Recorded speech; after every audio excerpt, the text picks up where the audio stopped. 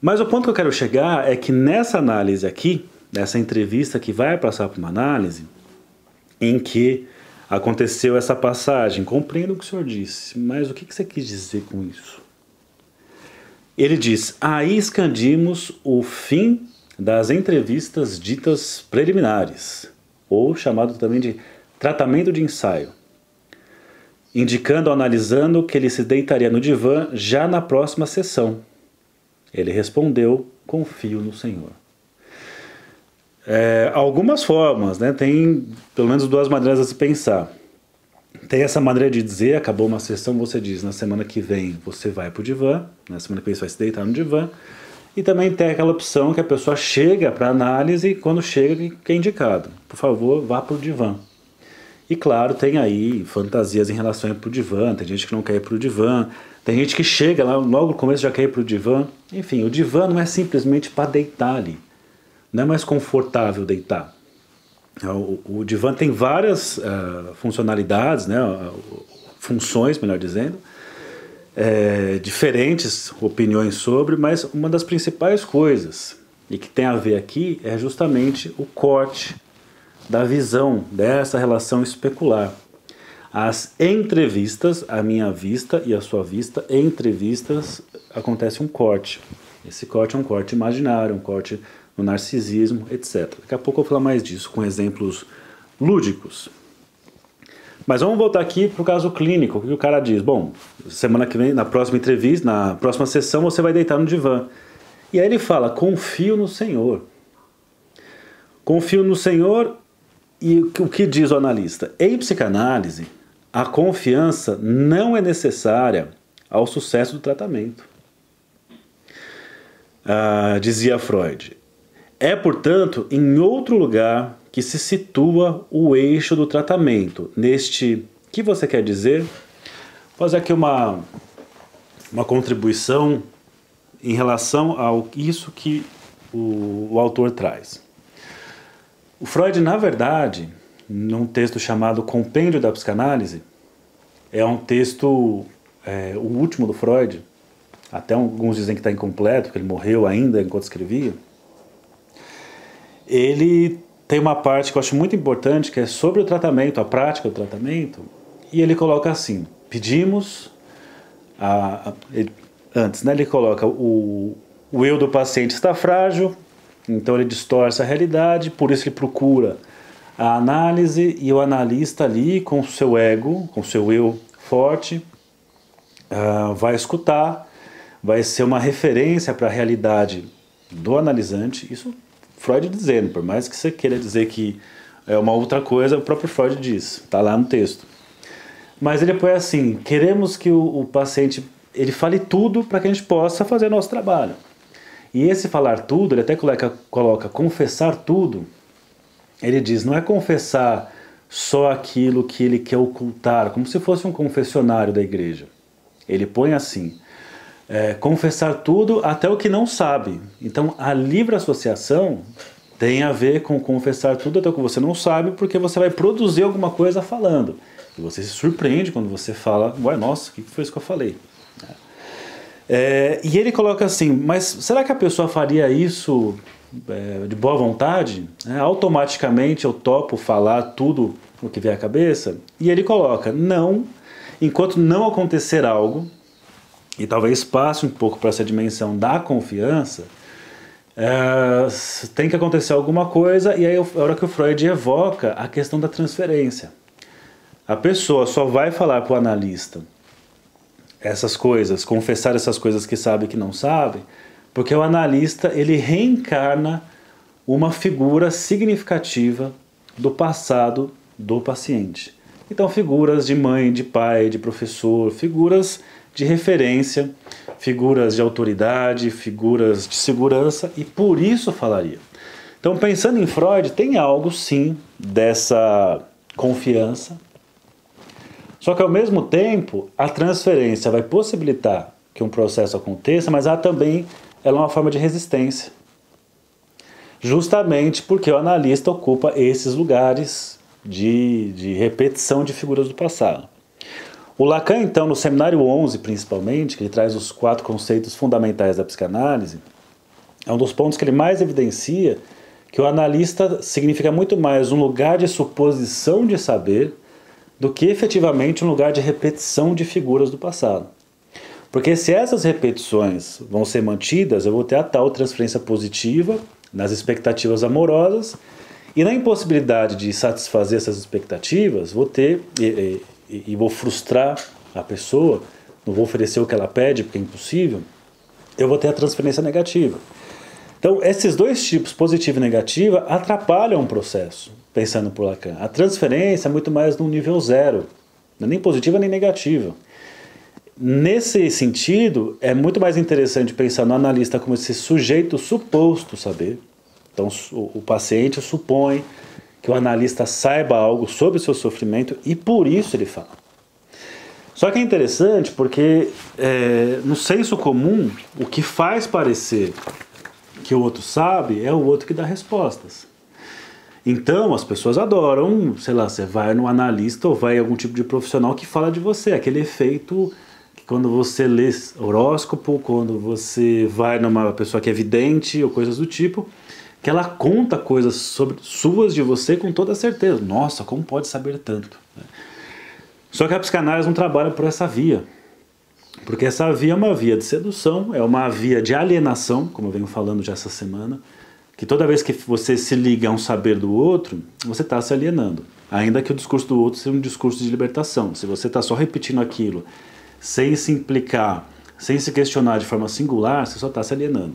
Então, nesse sentido, o lugar do analista, esse lugar do suposto saber, tem a ver com a possibilidade de promover essa dúvida, promover esse enigma, promover isso que ele descreve aqui. O sujeito diz, eu compreendo, mas não sei exatamente o que você quer dizer. É justamente essa compreensão não toda, eu compreendi, mas não tudo, que possibilita que uma certa atmosfera de mistério permaneça, e é justamente aí que o desejo aparece, o desejo de saber. Essa é a ideia que se tem.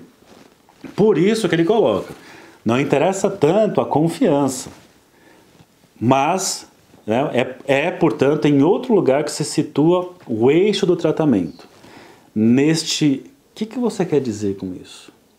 Então é justamente isso que vai motivar, vai manter um desejo de fazer análise, assim, o que será que meu analista quis dizer com aquilo? Não sei exatamente. E da parte do analista também, tem esse outro lado, o quanto nós temos que estar disponível ao assombro, disponível ao não saber, porque se você sabe tudo, eu sou o cara, decorei todas as teorias, eu consigo classificar todo mundo. Bom, você vai virar um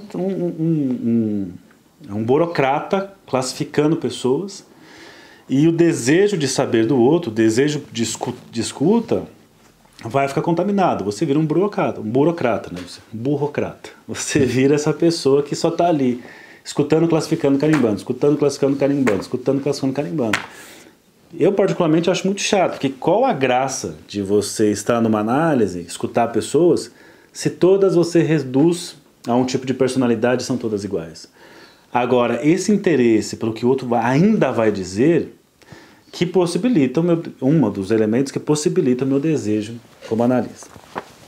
E aí, olha só que interessante, as entrevistas, trouxe até o Freud aqui, meu Freud andarilho, que muitos anos atrás eu fazia umas postagens bem idiotas, mas que eu gostava, e trouxe o Merli. Vou colocar aqui o Merli e o Freud. Podemos pensar que nas entrevistas, olha o que está rolando, é aqui, ó, entrevistas. Tô vendo um está vendo o outro aqui. Bom, no caso, o Merli está de braço cruzado, né? O que poderia levar, você está lá, você é o analista e o analisante, você, sei lá, você cruza o braço, você faz algum movimento e ele vai supondo seu desejo a partir daí. Porque aquilo que nós contamos para alguém, geralmente modulamos a partir da resposta do outro. Você pode falar alguma coisa para alguém e perceber que a pessoa está assim, tá com cara de tédio, então deve estar chato o que eu estou falando, deixa eu falar uma outra coisa mais interessante. Ou fala alguma coisa, a pessoa faz uma cara assim, né, uma coisa mais, fica envergonhada. Opa, então eu vou por aqui, ou não vou por aí. Tem muito essa questão da modulação quando você fala das vistas. As vistas, eu estou vendo que o outro, como o outro se posiciona, vou meio que balizando o meu discurso a partir disso. Quando o divã entra em cena, vamos ver se vai caber aqui. Ai, cara. Quando o divã entra em cena, o que acontece? O sujeito vai deitar aqui, o Merli. Ó. E aí, às vezes eu vejo umas propagandas de escolas de psicanálise. Aí a foto é o sujeito deitado assim e o analista aqui sentado, né? Vamos inverter que isso aqui... Não, pode ser assim mesmo. E o analista aqui. Você não fica aqui. Olha só. Porque aqui, ó, as vistas continuam, por exemplo. Né? Qual que é o lugar que o analista fica em relação ao divã? O analisante deita aqui, o analista está aqui, ó, atrás do divã. Tá? Ele está aqui porque ele está escutando o que o outro diz. E mais do que isso, lendo o que o outro diz. O outro fala, o sujeito que está falando, ok.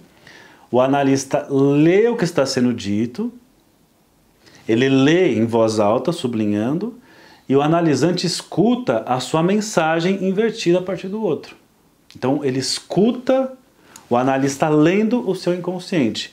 Então não se trata de uma análise de uma relação entre duas pessoas. Numa terapia, ok. Em algumas psicanálises, ok, eles falam de duas pessoas. Na lacaniana, que é o que eu estou trazendo aqui, não se trata de duas pessoas, se trata de um inconsciente se produzindo justamente nessa estrutura em que esse fala, esse aqui lê, e nessa leitura devolve a mensagem invertida para o outro, certo? Então esse sujeito pode se escutar justamente por conta dessa estrutura aqui, e não dessa aqui, entende? Bom, Merli quebrou uma parte aqui, mas tudo bem. Dito isso, eu posso indicar aqui para vocês, porque esse assunto sobre o divã desperta muita curiosidade, muito interesse. Tem aquela pergunta assim que sempre trazem, também fiz muito tempo essa pergunta. Pô, quando que eu mando o meu paciente para o divã, meu analisante para o divã? Quando é que eu vou mandar? Quando é que eu faço isso? Como é que eu sei? E claro, da mesma forma que você não tem nenhum tipo de cartilha de como fazer exatamente várias coisas na psicanálise, você não tem uma cartilha de quando exatamente a pessoa vai para o divã. Nesse livro aqui do Antônio Quiné, As 4+1 Condições de Análise, é um livro muito bom para quem vai, principalmente quem vai começar a atender. Eu lembro que foi a primeira indicação que eu recebi muitos anos atrás. Eu estudava na São Marcos, eu tinha aula com o Christian Dunker, eu tinha aula com a Maria Lívia Tourinho, e foi ela que indicou. Eu falei, Lívia, o que eu posso ler para começar a entender um pouco mais, começar a aproximar do que o atendimento, o analista lacaniano, e ela indicou muitos anos atrás esse livro, que ajudou demais.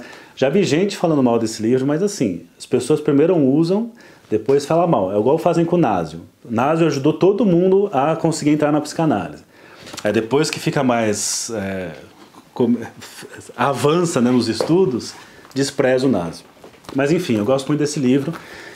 E nas 4+1 Condições de Análise, uma das condições é o divã ético, que tem várias passagens, inclusive na semana que vem vou trazer um caso clínico falando sobre passagem para o divã. Tá? Mas deixa aí para vocês, quem tiver interesse, vale a pena esse livro aqui, As 4+1 Condições de Análise. Então, para concluir, é preciso confiar no analista para ir no divã, como disse esse analisante aqui que foi para a entrevista? Não. Não se trata de confiança.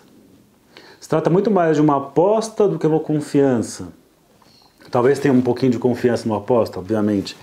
Mas o que mais importa é muito essa posição que se estrutura, de que falta um saber ali, nessa estrutura que eu coloquei para vocês, do sujeito, o analista, o divã, falta um saber ali, e é justamente ali que o analisante vai avançando, para saber dessa falta, para saber desse desejo.